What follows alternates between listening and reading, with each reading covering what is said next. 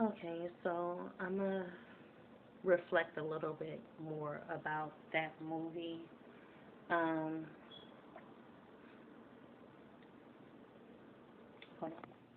Because I didn't quite understand. Basically, I understood from her standpoint, but then I was reading this verse in the Bible that was basically saying how um, you must sell your, I mean, basically being okay with the fact that your child is being sold because the plans that He has for you, that God has for you, will find that child where that child stands. So she was really, I feel like she was arrogant. A lot of people are arrogant in their ways to where we feel like we know it all and we know that um, what we are doing is right. And we feel like, as long as I believe this way, God knows, my spirit, God knows my intention. So therefore, anything you say, I feel like I'm not wrong in the situation.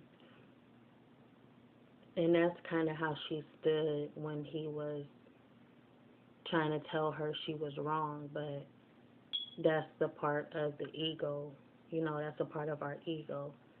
Um, I'm not wrong. I did what I did because I felt this way, and I feel like that's where sometimes your emotions or how you feel can get in the way of, what God has for you or God's plan. So the fact that she killed her children was an ultimate sin. Um, and this is why later on her daughter actually came back, rose from the ground, and she basically cursed. She was cursing her mother. She was punishing her mother. At first, her mother had this light in her eyes. She had this glow in her eyes, like my child has came back to me. No matter what I've done to her, I knew this was going to happen. I knew what I was doing was wrong. But anybody knows that a resting soul that is at peace won't interfere with your existence. So the fact that she came back in the flesh, she already knew that her child was sad because of what she had done, but she just felt, I'm right, you know. And I guess her child coming back had to kind of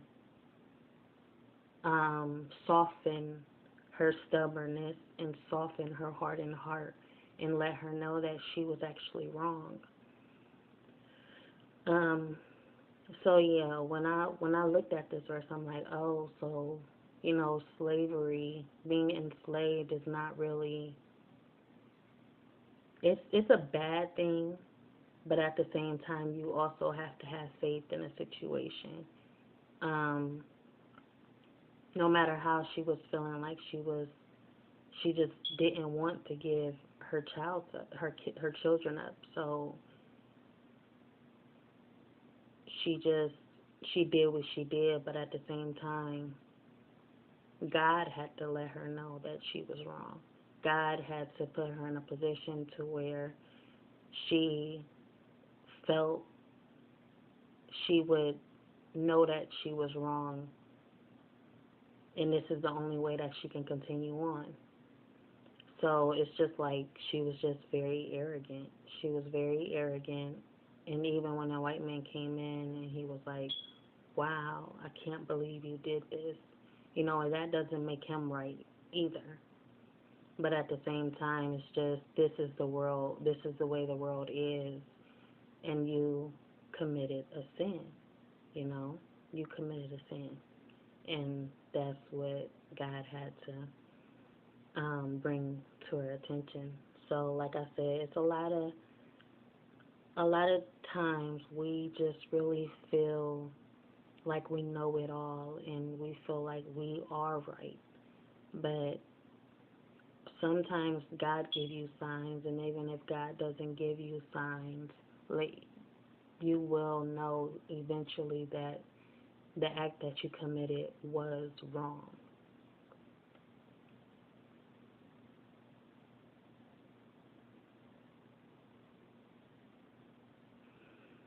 Um, so yeah, it's just a little, I guess, a heads up to kind of, and I don't know, it's just, I guess it's just a heads up to everyone, including myself. I feel like this is more so of a message to myself that no matter what you feel or how you feel emotionally inside, sometimes what's real has nothing to do with how you actually feel, but what's right.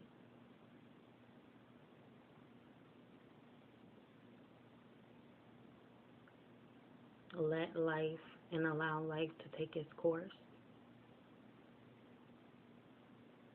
And if you are kind of confused about, and those who are arrogant, too arrogant to listen, eventually God will interfere in your life. And maybe this was her daughter coming back and cursing her and punishing her. At first, she came back, loving, and because she did, like, she missed her mom, so she wanted that love. But eventually, that love peaked out and seen and showed her that basically you're wrong. You're wrong. She was basically like, um, she eventually lost her job. She started struggling. At first, she didn't care because she was so happy. Like, she spent all of her savings on just that moment because I feel like this is a moment that she couldn't get back. But she wanted to keep her daughter there.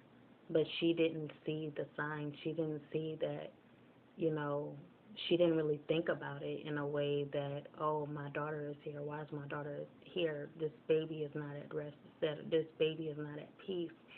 She was being selfish to the fact that her daughter's spirit had come back to earth in a human form. So she didn't think about the baby being at peace. She just thought about, oh, my baby is here. I'm not letting you go now. She was basically okay with this. Okay that, you know, this experience, she was okay with the experience of having a earthbound, basically a spirit, an unrested, spirit that's not at peace here on earth with her.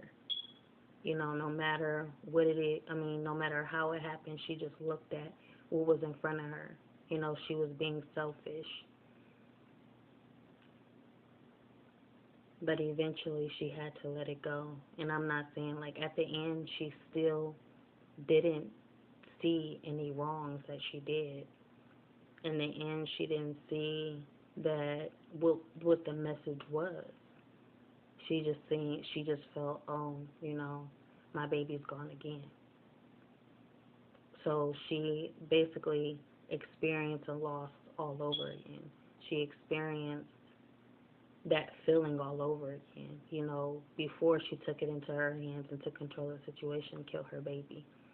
So then um, that was one loss, and then her baby came back just so that God can show you this message of, give you that message directly, and all you took it as, again, was a loss. So now that's all you see it for, You experience a loss in both ways, spiritually and physically. Well, first physically, then spiritually, and spiritually back into physical form, because sometimes we are so attached to the physical that we can't really focus on the message spiritually. We focus too much on the physical that is all we see and all we know. And it's kind of hard for God to show you anything or get God's point across when you are so bound to earth, you know. You are so focused on what you see and not, and, just basically you can tell that this woman had no faith, and that's why everything was happening the way it happened, because she had no faith.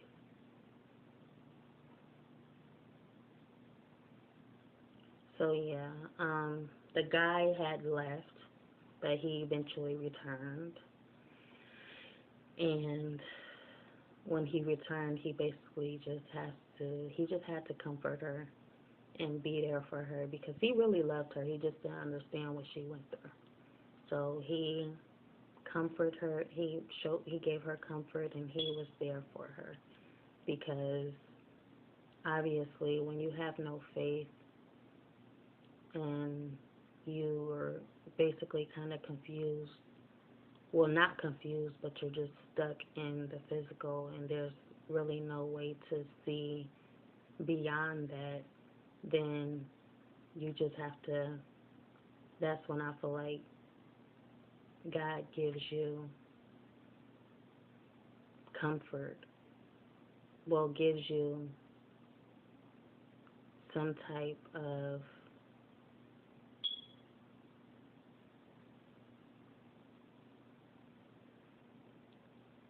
I guess,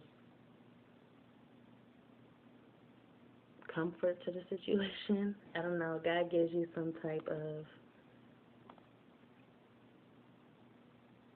God settled. I guess you become settled. I want to say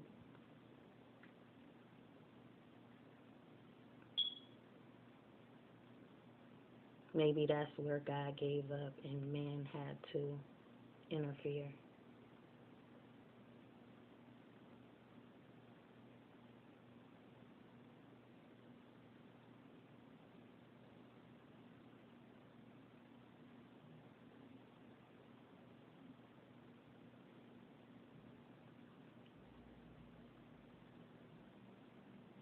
Yeah.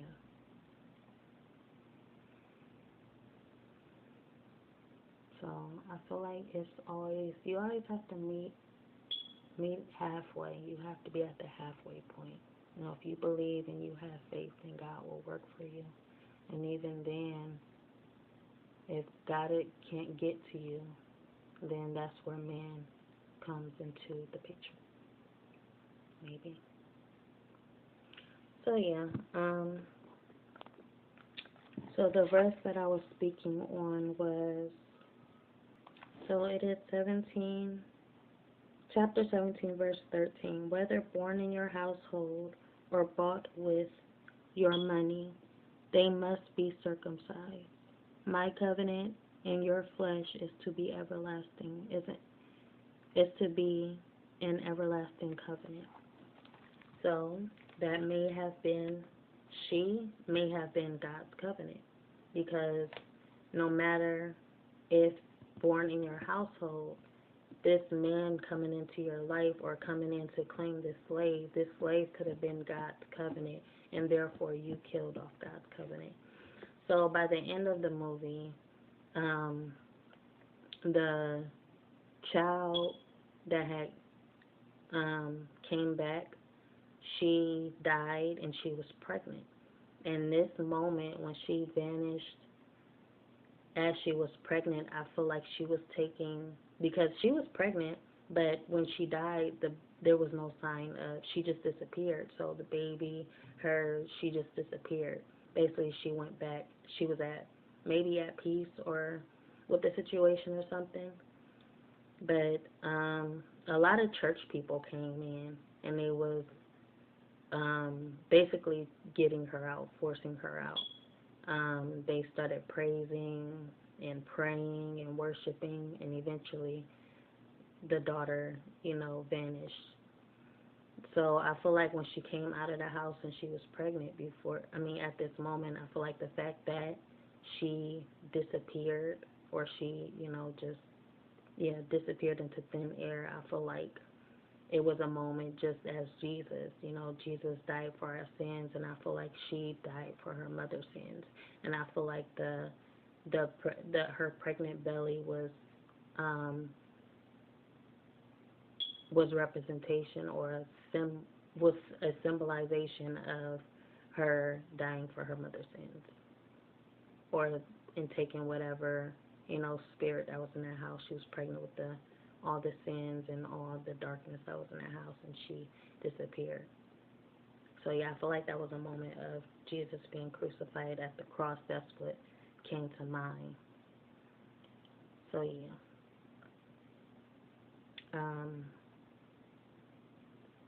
Just my thoughts about that movie.